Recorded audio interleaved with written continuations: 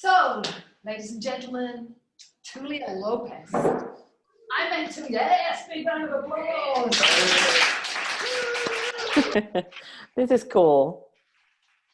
I met Tulia at a Toastmasters event, and she really wowed me because she has this amazing stage presence.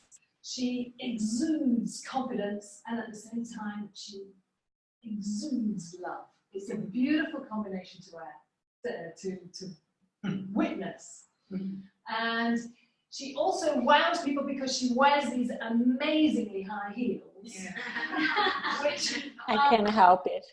Absolutely spectacular because they're not just ordinary high heels, they're high heels. Tulia is a force to be reckoned with. She not only is an amazing public speaker, but she's also created various events that help public speakers become more educated and become more available to conference organizers and such. So like one of the events I had the great fortune of working in, the OR Summit. I did 2 OR Summits with Tulia, and I must say I was absolutely blown out of the ballpark by her attention to detail. She organized this event practically single-handedly. Still. You still do, yeah? So she now has created a new event called Stand Up, and it looks like an amazing event. It's with, what she does is she gathers together some really top-notch public speakers and gets them to compete in a very friendly and very educational competition. And at the end of this competition, one of them becomes Speaker of the Year. And we're hoping to bring that particular challenge to Barcelona at some point through BSA. So there's no one who knows the business better than Tulia Lopez. Big round of applause, please.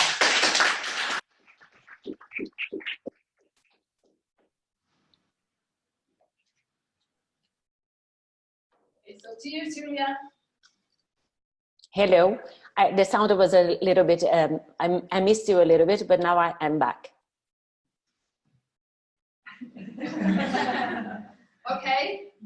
We're waiting to be blown out of the ballpark. Say it again. So did you ask me something? Because I missed that then. Yeah, I handed it over to you. Ah, okay. Thank you. Sorry for that.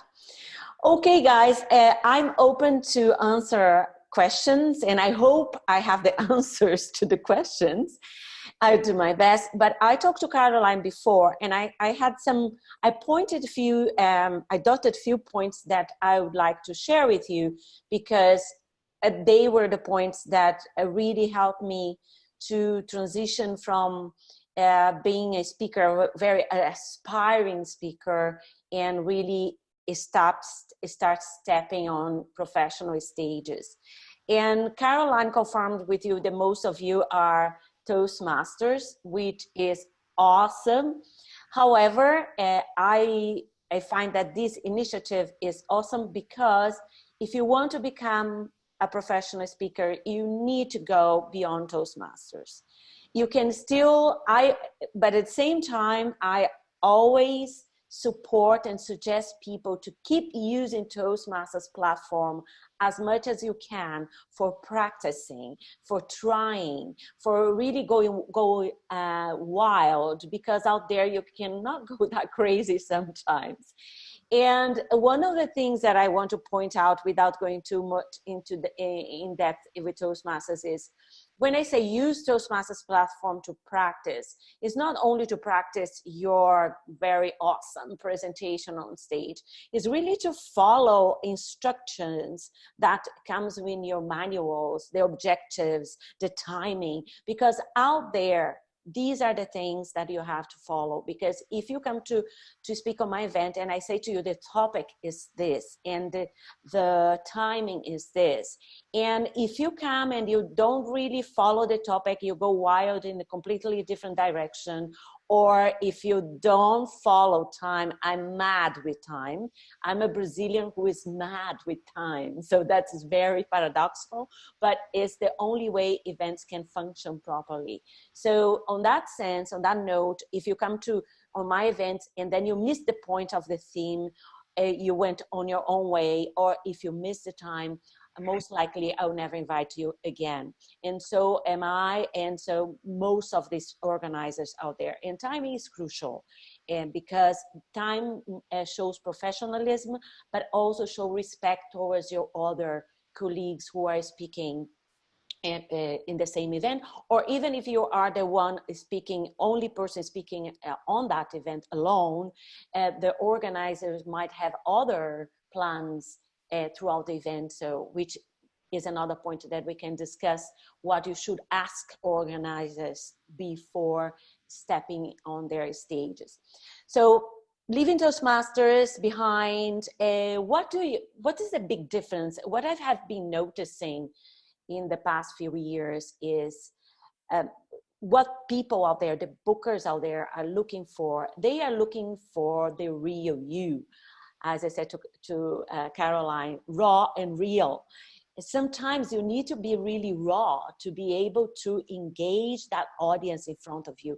Nobody's really looking for the perfect speech that we have in Toastmasters with the perfect body language, using the stage presence. You place the part of your story here, you anchor the other part there.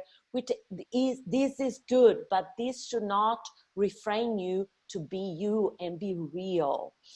In other environments, you need to be more polished, but you still need to be real. And saying that, last Thursday, we had the grand finale of my Stand Up and Speak Up Challenge. And for the grand finale, I invited a lady who is a booker. And you imagine what a booker is, right? She has an agency, she books speakers. So she was there with a different purpose. I had other judges, Toastmasters, checking structure, body language, stage presence, and uniqueness. These were the 4 areas. But this lady, she was there with a completely different perspective.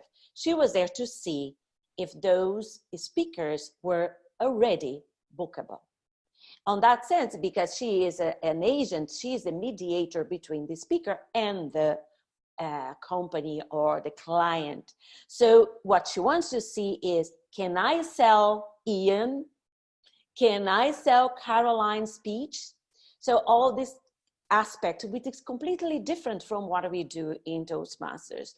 So the 3 points she looked at was credibility, was authenticity, and bookability.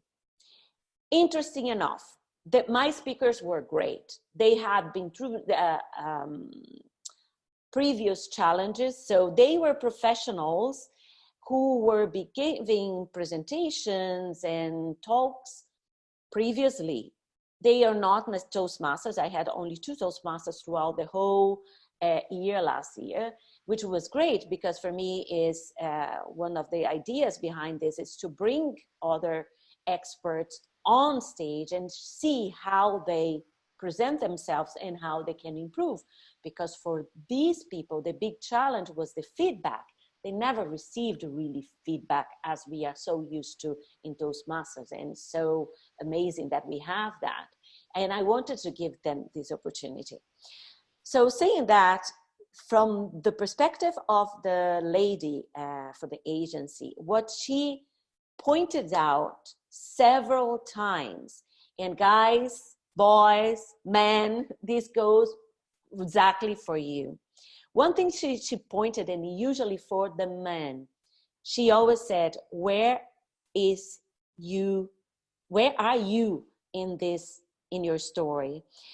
And the guys were very good presenting, but they were very much telling a story in third person instead of putting themselves in the story and sharing their own experience with their own emotions. There was a little block there with the emotions. With the women, in the other hand, we are good at sharing emotions, but we need to learn how to calibrate our emotions on stage as well. Because as I say, it's okay to share some tears on stage. That's not a problem. If it comes from inside and it just goes, it's okay, but you cannot go crazy and lose control. So one thing that I noticed that was very important, because she said that all the time, when I am looking for speakers, I want to really connect with them at this emotional level, and I want to feel their experience, because then I can trust them and they are credible to me. So these are things that we know in theory, right? And we know that we have to be authentic, but I would say and in our Toastmasters environment, there's a little bit of acting in the presentations, which is fun, good, but out there, less acting works better. And I believe that this is why the TEDx became the TED, and TEDx became so successful, because if you think about it, many TEDx speakers, they don't tick all the boxes that we think they should tick from a Toastmasters perspective. However, they are there, and they can be compelling, they can be engaging, they can wow people.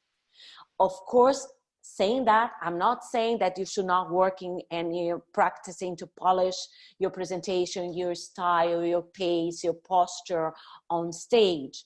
But at the end of the day, the big difference between us on stage and actors is that when we are on stage, we should not be acting, we should be ourselves.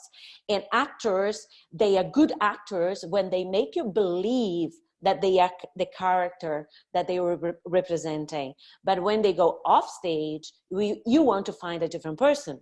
And that is okay, because you know they were acting. However, if we are on stage, we are so super powerful and we practice it, but we are acting. And when I go off stage and I go to talk to Ian and I find a different person, then something weird happened there. Then I lose everything Ian might have said on stage that I was thinking, wow, that was amazing. On that moment in time, I will lose all the trust. And our job on stage is build trust. Communication is connection, and connection is only built with trust. So if there's one thing that I wanted to tell you, to share, is find this voice that you have. Find your own way. Of course, practice and try. This is why Toastmasters is awesome for that. Go there, practice and try, get feedback, implement, try it again. And until you find, this is the way I want to be. This is the way I want to project myself with my story, with my message, because then no matter what happens, you're grounded. Because you might be in situations that people will challenge you. It's amazing, like when you give a presentation in small, like rooms like this, and you have there about 20 people, 30 people, there's always some people that they are there already because they love you. They already love you. Doesn't matter what you say, they love you. Others come to see if they will love you or not, but they want to love you, but they're kind of in between. But some, no matter what you say, they will never love you. So this is very important to have in mind professionally as well, because you will never be able to please everybody. So on that note, it's super important that you align with your core, with your message, with what you believe, that you're authentic, that your voice and your body are aligned. Because guess what? When you're saying something that you are not through how can I say, truly confident, or that's not really aligned with what you believe, your values, it's going to show somehow in your body, unless you're a good actor. And this is why good actors are good actors, because they really incorporate a persona that they are not them. But we are not good actors really, and we are not supposed to. So it's very important that we start finding what is this message that I want to share with the world, and how I want people to think about me. When they think about me, what do they think? Because also it's very important to do this research, asking people, because many times we have a misconception of ourselves. We think we are projecting something and we are projecting something else. So it's very important that we have this awareness, and this awareness comes from feedback of people, from people saying how they perceived you. Is that good? Yeah. Do you want to say any comment, make any comment from your experience on that?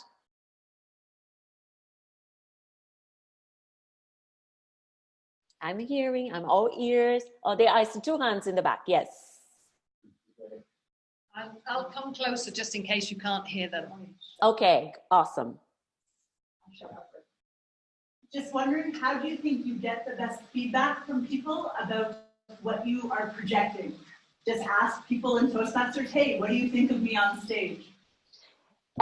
This is something, if you so direct people, if people don't know you, they will feel a little bit uncomfortable to say. And remember that most people out there, they're not used to give feedback.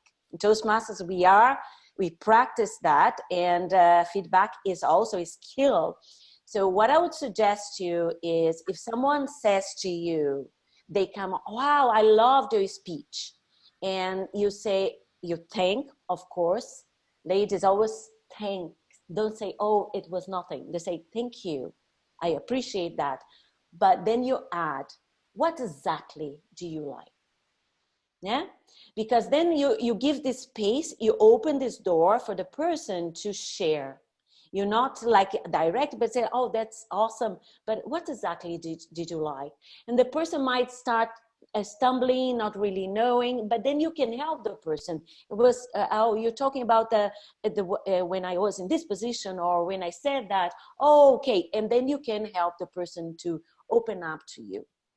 It's always very good now and then it's important to have those people in your life, in your professional life, people who you trust, that they have the skills, and you trust, you appreciate their feedback, to have them to check you out now and then.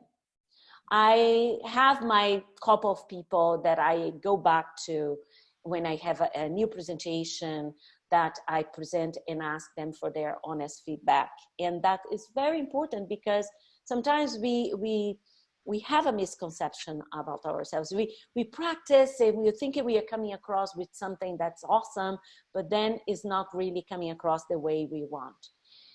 Important thing here is you start learning, for us as speakers, being a good listener is crucial. This is my biggest challenge, because I love talking. So listening is a skill that everybody should develop, because by listening, we start understanding the in-between lines of the communication. And the reading body language is very important too, because when you're on stage, you are looking at these people, and they are, the way they sit, the way they move, the way they lean in, you can get a lot of information from there. And of course, those people nodding at you, you're always going to keep eye contact with them, because they feed you with the positive energy. Those ones putting face, you might not look at them too much. But again, doesn't necessarily mean that the person putting face is because the person is not agreeing with you, or disagree, or not liking what you said. Because the important thing here, when you're sharing a story, you building in images in the person's mind, and you might have said something that triggers something in the personal stories, that goes to a place that was not so great, and then of course the body expresses that. And the other thing important that we need to learn when we are on stage, not to be affected by these faces. Because many people say to me, oh my God, I'm so terrified to go on stage, and then people looking at me, and they put face, and I get paralyzed. We have to be able to bypass those, and also have in mind that it's okay also to disagree, that not everybody there will agree with everything you say. This is why I said some people always love you, some will try to love you, and some will never will.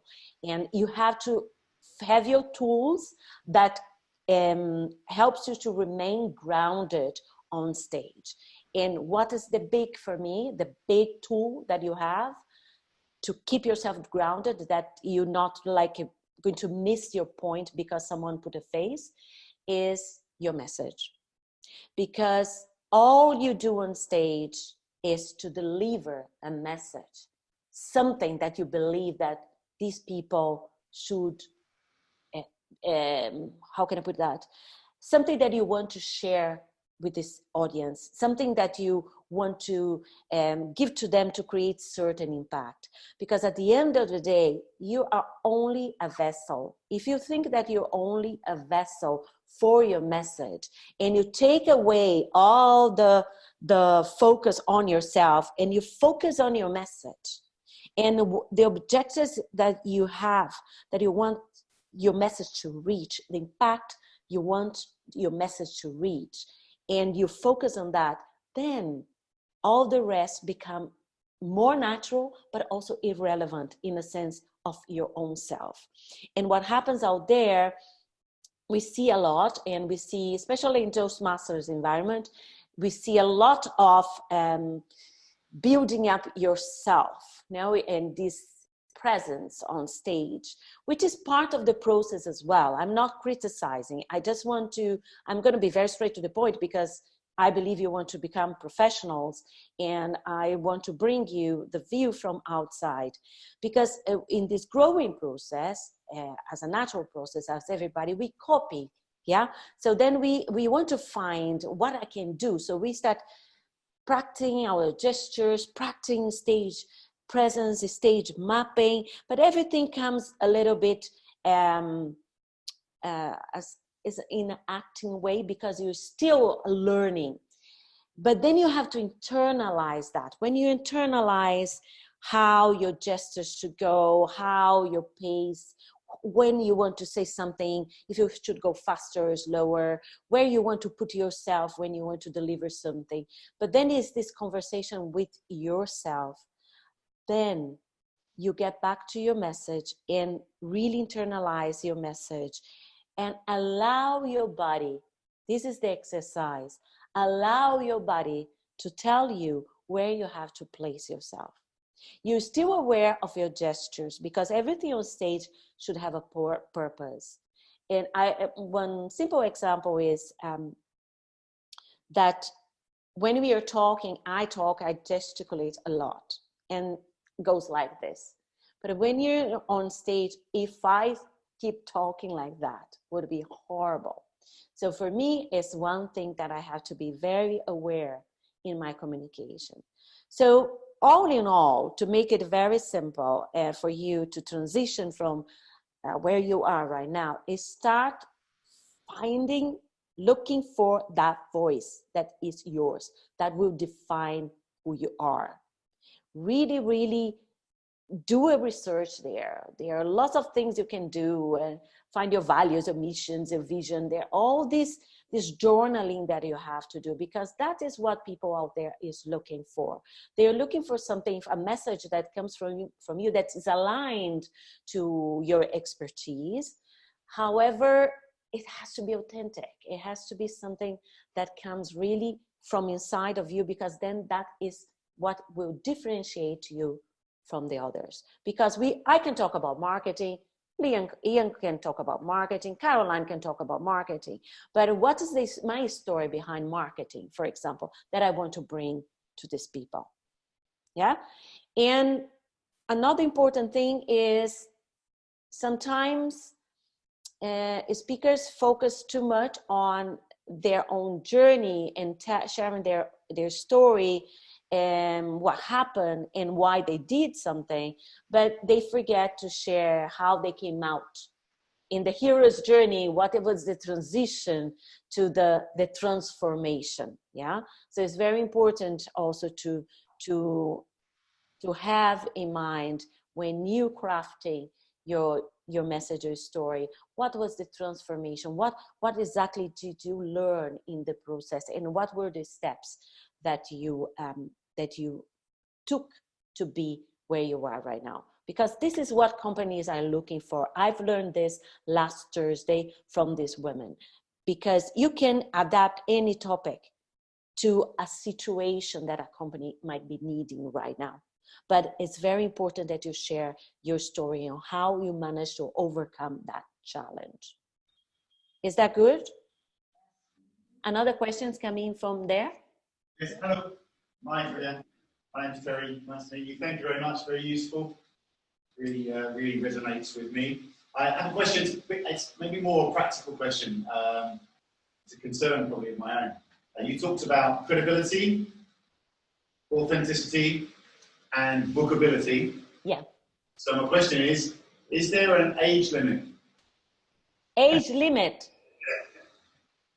Yes, age limit. Yeah. In which context? Should I worry that I'm starting this business at 55? There's no age limit. It's your message.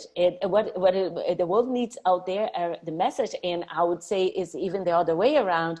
Considering you're 55, you have a lot of experiences in your back that you can carry and bring on stage, that you already have the credibility of life, that you've been going through certain things that someone in 35 hasn't, because they didn't have the time yet. So you bring even more credibility to stories that you can share. I never think about age.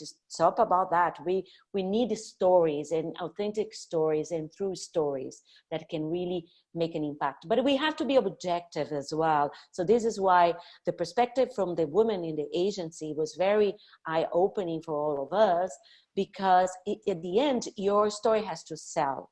So to me, for example, my case, I use communication as my tool to help women to build their confidence. Yeah. So many people use different tools. I use communication. So my hook is a woman want to be on stage. They want to share their story. But from my experience and based on what I shared with you so far, only preparing yourself for presentation is a cosmetic thing. Many people want this fast track thing. Yeah. And okay, sometimes you have to do that. You work in a company, you need to give a presentation, and you have a week or you have a month to prepare that. But for the world out there, if you really want to share a message that is aligned to who you are and become known for that, as a reference for that, you really need to dig to find out which is this message that you want to share. And that is my point. Which is this message that you want to share? And then, of course, then comes the techniques on how you craft this message, where you have the hooks, when you have the story, when you have the psychology behind the sales psychology, that you get people to connect with you after your presentation. Because another thing here, I'm watching the time, you let me know. A stage is a great opportunity right now for all of us, as even if it is for boosting your career. What happened here? Something. You still listening to me? Yeah? Everything is fine. Yeah. Okay. Okay. Even if it's like, if you're in a corporate world, speaking can boost your career because you can become more visible. And at the moment a person is speaking about something in concrete, you become an expert on that from the other people's perspective.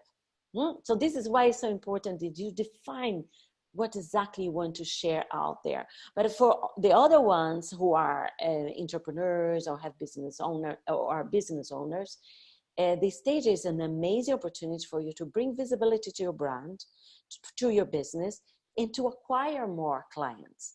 There are many people now that use the stage to sell without selling. And that is a whole different technique for for speaking, and because there's a lot of psychology and NLP there that allows you to get people connected, and then they want to work with you afterwards. And here I have to get someone who wants to come. And here there's one thing that I, as a sidetrack, that I want to share with you is, most of us have this limiting and this resistance against when say, oh, I don't want to be on stage and sell something. However, I've been discussing this with people, and people who are successfully doing it. And one thing we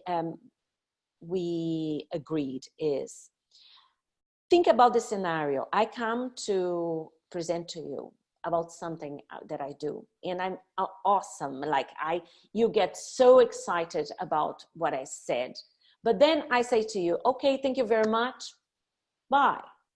The point here is, if you are an entrepreneur, business owner, or even if you're in your career person, you always have to think this next step. What else could I offer this person if after this presentation that I'm really made people to feel awesome, great, that they want to know more? And what is this more that I want to offer?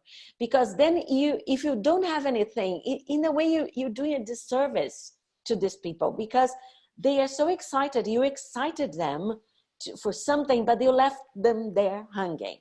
So this is another, as a next level, that I would like you to start observing if when you go to this career as a professional speakers, because then these also help you to get in more stages, because to be paid to speak is getting more and more difficult, because there's too many people out there, and there are many stages, and everybody's jumping on stage. But we know there are not so many good speakers out there, and this is why we're here. This is why we are working to become an outstanding speaker. However, if you have, if you're prepared to engage further with the audience, if you're someone that gives trainings or coaching or something like, then you can easily go to non-paid gigs like my gigs, because I don't have any budget for my gigs, Caroline knows, but I am conscious about that, and I try to facilitate opportunities to people who come to my stage, my way of thinking them. But other organizers are not so aware of that. They just want you to come out and speak, but they don't have the budget to pay anyways. But there are many things that you can profit from speaking on a stage without having a fee. And sometimes, listen to this, sometimes the collaterals, as we call, have more value than getting a lower fee. What I mean with that is, you can check if the event has a good video recording, and you can ask for that, or say, okay, as you don't have a fee for speakers, do you have video recording? Can I have my video recorded? Or photographs? Because it's also another important thing. If you want to go pro, you really need to start building up your media kit. And it really needs to be high quality. If it's okay quality, you're not going to get seen by the agencies. Okay? You might get through in a company that you have a contact inside the company, and they make they mediate, and you get from that way.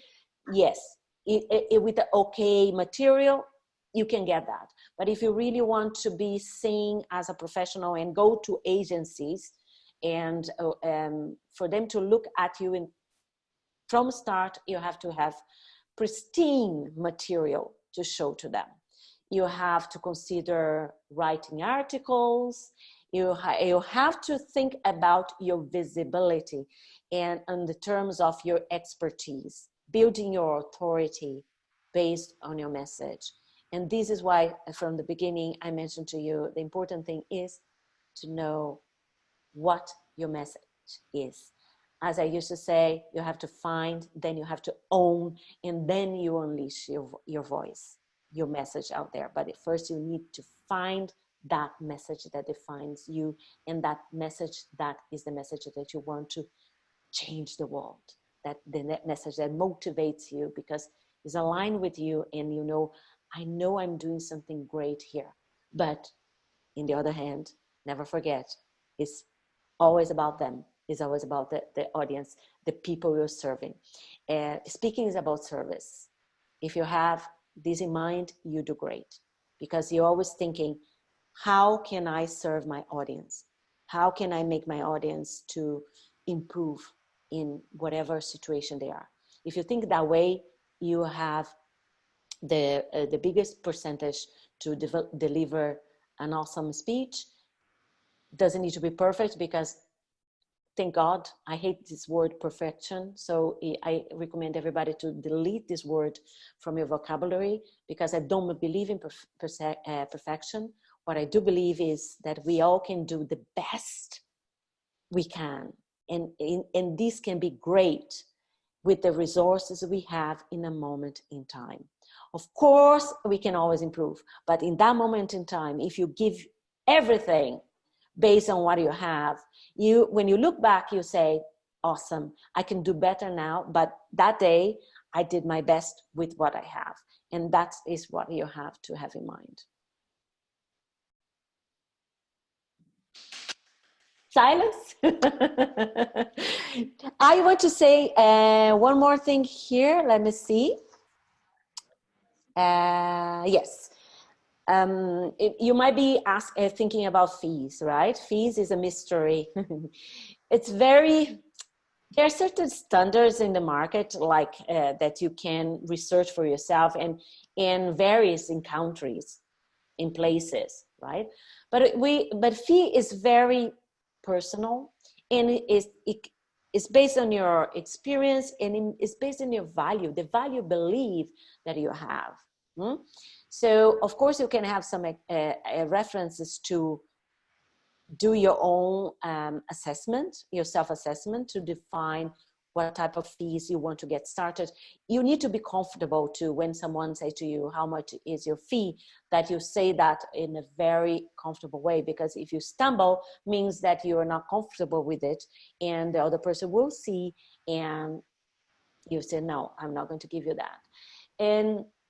But again, I believe the best way is try to be as many platforms as possible, and use that, as I said before, to start building your media kit, and use that as, if you cannot get a speaker fee, but get that as the compensation for you being there, giving your value to that community, because this is the conversation that you have to start practicing as well with people. Because when people come to me, I share a story.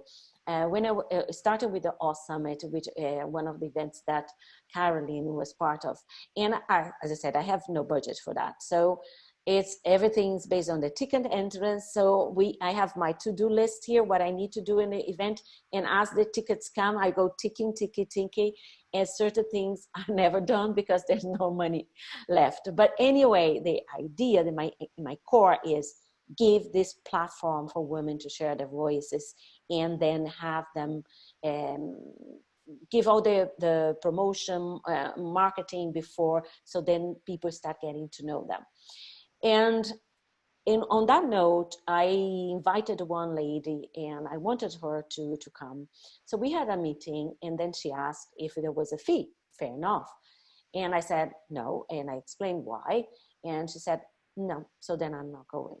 And I said, oh, fair enough. It's pity, because I think you could benefit from the event, and this and this and this. And then she said, well, you see, nowadays I go speaking, and my fee is, and then she said 500 euros. And then I could not resist it. It was spontaneous. I said to her, listen, 500 euros, I can pay you, but I'm not going to pay you, because I believe the value you would get from the event would be a value much more than 500 euros. And I can see that you cannot see that. So my point here for you is really see the values. When you're searching for events, just don't go speaking all the events. Start researching the events that, when you have that message out there, what are the events that the audience will be willing to listen to my story? Because it's all about the audience. Your message should be for them. If you come there with a message that doesn't resonate to the audience, it's a waste of your time and waste of their time.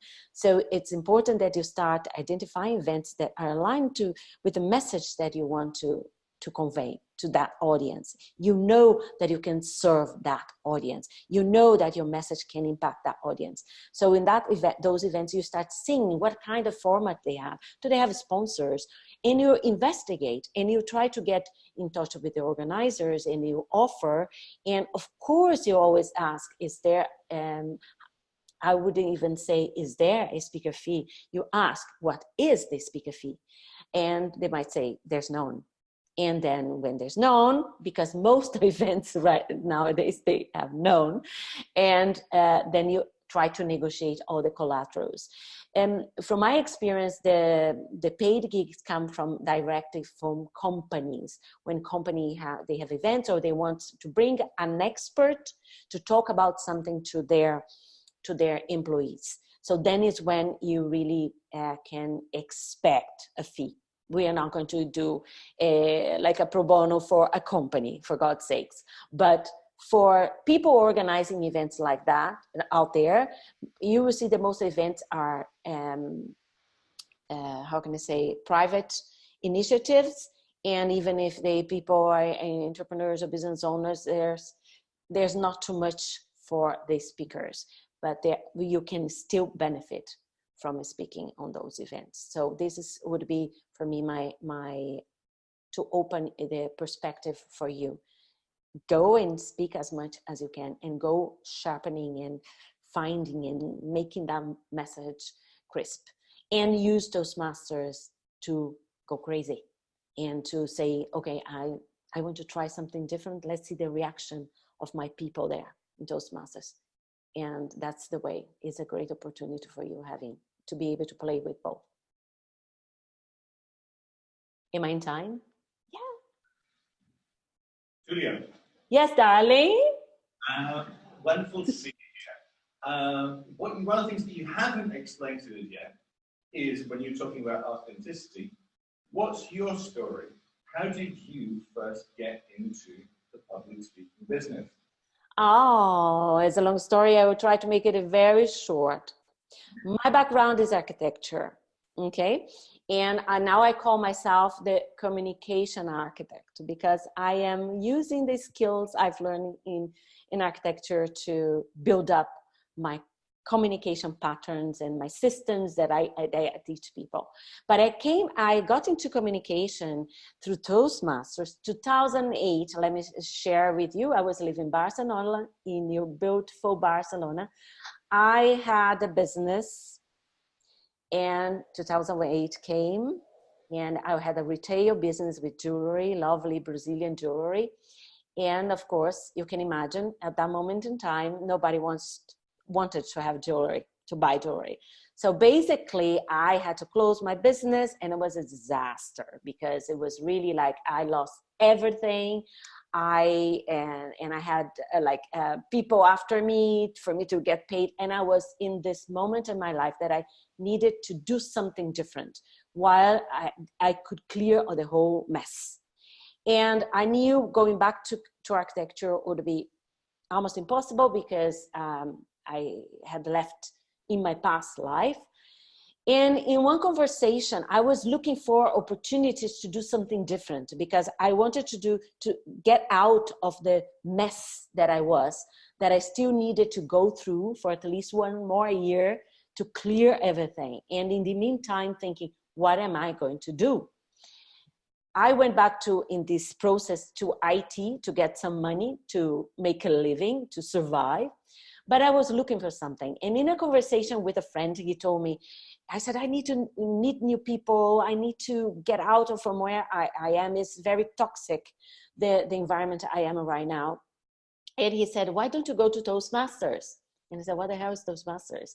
So then at the time we Googled, there was only 2 clubs in Barcelona, Prestigious Speakers and Barcelona Toastmasters. I visited both and I was, wow, this is amazing. I was really like, wow, I want to become part of this. And then I joined Prestigious because I wanted to keep speaking in English. And being me, Edith, who knows Edith Finkebeiner? Edith. I got into Toastmasters in February 2009. And then in June, Edith comes to me, do you want to be a VP? And I said, yeah, why not?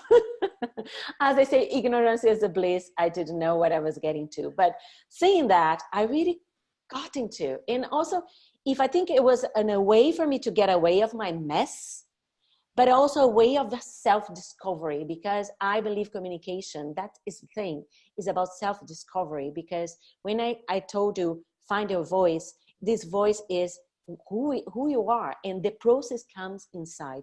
And for me, it came in the right moment because I was in a mess. I was lost. I was desperate because I was completely broke.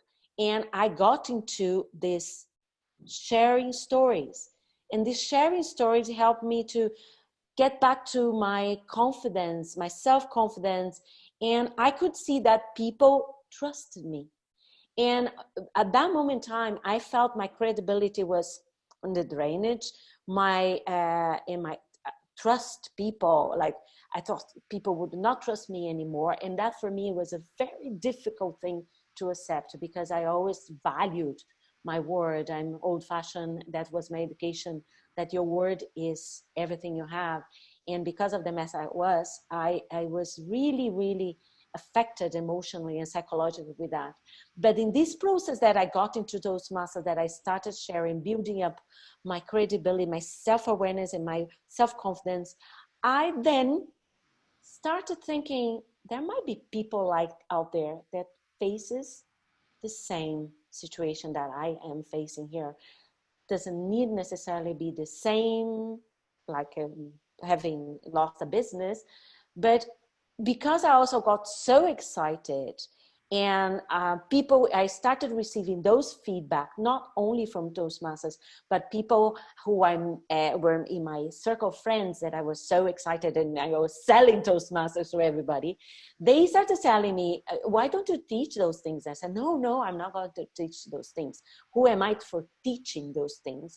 But eventually things start happening. I started giving a lot of trainings within Toastmasters, and I started enjoying it. I started enjoying this ability and this possibility to really serve other people, in the sense like that your idea can transform someone's lives, that your idea, what you say, has such a big impact in someone's life for the best. And also gave me the awareness of how powerful and is what we say, and the responsibility we have on everything we say.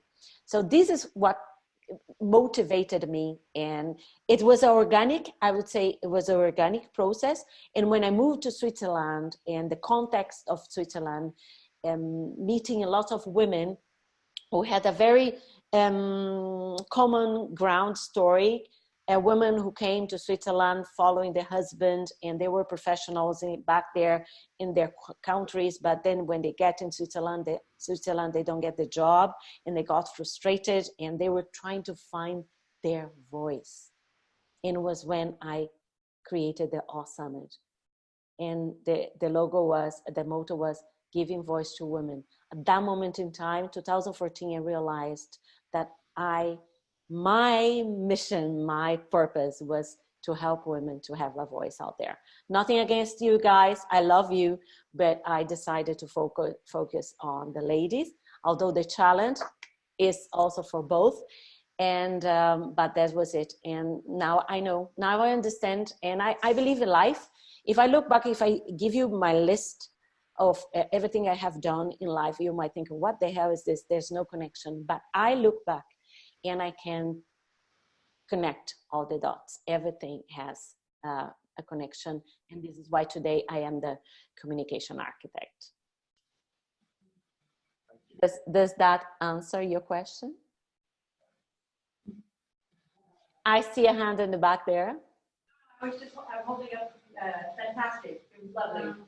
Okay. Yes, I try to, okay, there's a lot of drama there as well that I could share, but I try to go through the most, like in a nutshell, the reason I do what I do now. And I'm telling you something just to finalize.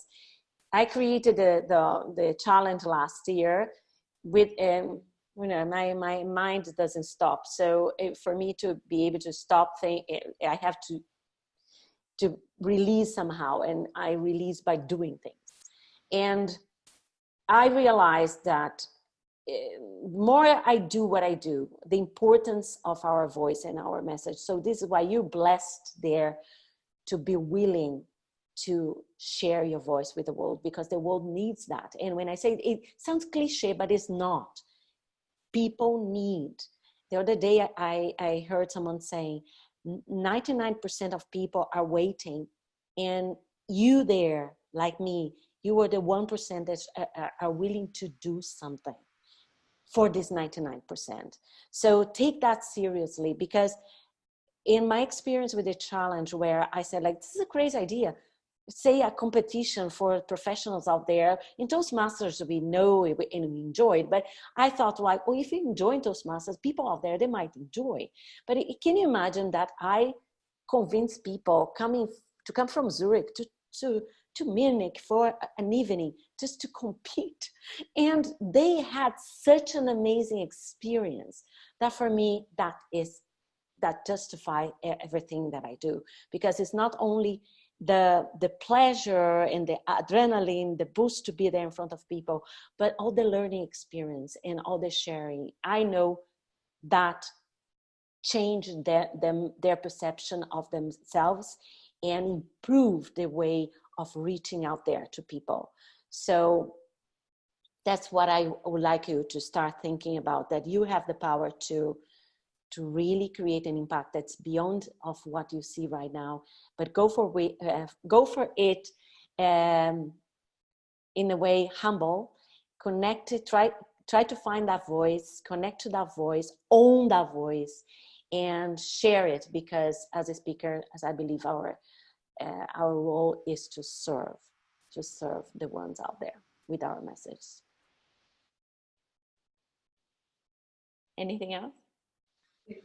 Beautiful. I just have one question. Yes, as many questions. I'm loving this. I want more questions. Just like you said, the message needs to be raw. Can you explain exactly what that means? Does it mean vulnerable? Does it mean show? Absolutely.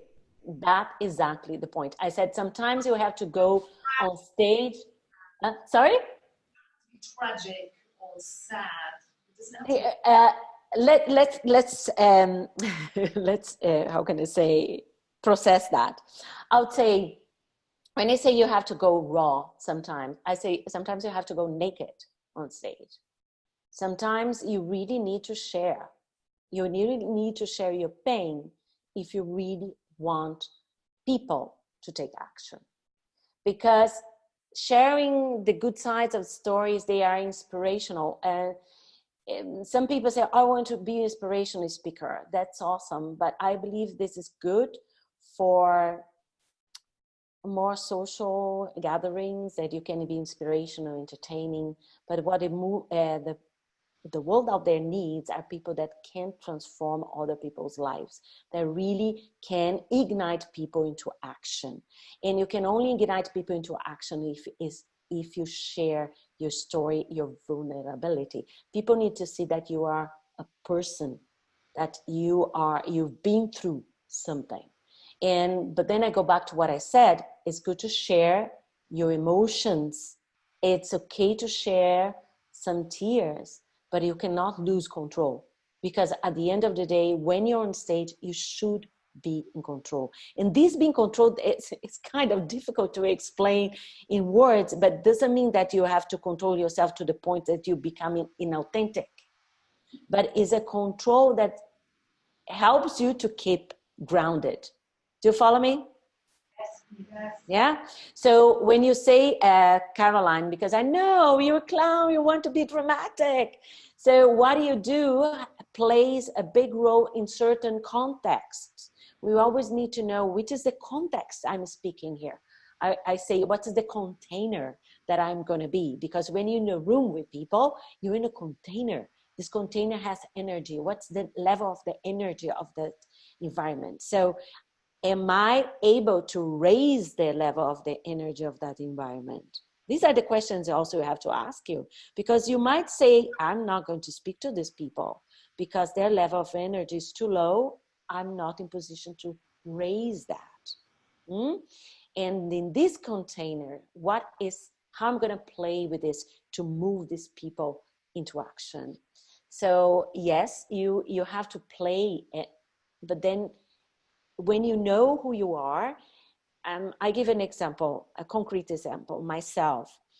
I'm an extrovert. I need big spaces. I occupy big spaces. I speak loud. I'm loud. I walk marching. I make noise. This is who I am. So if they have a big stage, that's awesome, because then I can really expand and I'm awesome. My challenge are the small spaces, because then I have to contain myself. Because if I become full Tulia, full power, I can make people to feel very small, and it can be overwhelming. So that's my understanding and my awareness of who am I at the energy level I have. So depending on the context, I have to calibrate. You always have to learn how to calibrate the level of your energy. On the other hand, on the same note, I've seen people who are introverts, they use very little space, but they can give an amazing message because they understand the space they have, but within that space, they have their voice aligned to who they are, and they can still impact a room of 300. So this is the point where you have to find on yourself, who are you and how you want to, can I expand? If this, I feel good with that. If this is aligned with who I am, why not? Use this space in the container, but then see, how much can I expand in this container? But don't pretend to be who you're not. Because some people say, you have to feedbacks we receive, Toastmasters. You have to open your arms, you have to be there, you have to use a space. Yes, it's good to practice there, but is this aligned to who you are? If it's not, don't do it. Just try to, of course, we can always expand and we can always improve, but it's important that your gestures, your use of voice, your use of space, your use of the whole energy of the room, it's you, because that's what people will perceive. Anything else? Has anyone got another question? Yes. Julia, it's been an absolute pleasure. Thank you so much Thank for joining you. us. Thank you. It has been super a pleasure for me to talk to you. I wish I could be there with you. Before I go, let me say, I'm going to seed something for you. I will send you the information, because honestly, guys, it was so amazing experience with this challenge that I really want this to happen in many places. I'm willing to share with someone that say, I want to do it here in Barcelona. I will share everything. I will give all the information, templates, how you have to do it, because I do believe with this challenge, we can bring the awareness out there on the importance of working in our communication and presentation skills, because that was the core behind for me when I had this idea. Because I said, oh, for God's sakes, we have so many bad presentations out there. We need to improve that, how we do it. And the best way is showing it. And also that will give opportunity for everybody who participates to really put yourself in the line of a fire in a different level, beyond Toastmasters, and in a level that you have to show yourself more as a pro, and of course attract the agencies, as I did with these women. I had other people. I was told after that there were 2 other agents there in the room that I didn't know, checking. So I'm now in the process tracking to see what's going to happen if any of my speakers will be taken by one of these people, because that's my job as well. I want to push these agencies to start getting the people that come to participate in the challenge. So this, I leave the seed there, so you can contact me, and it'd be lovely, amazing to have one challenge, like one stand up and speak up challenge in Barcelona this year, or maybe next year. Yay. Fantastic. Thank you so Thank much.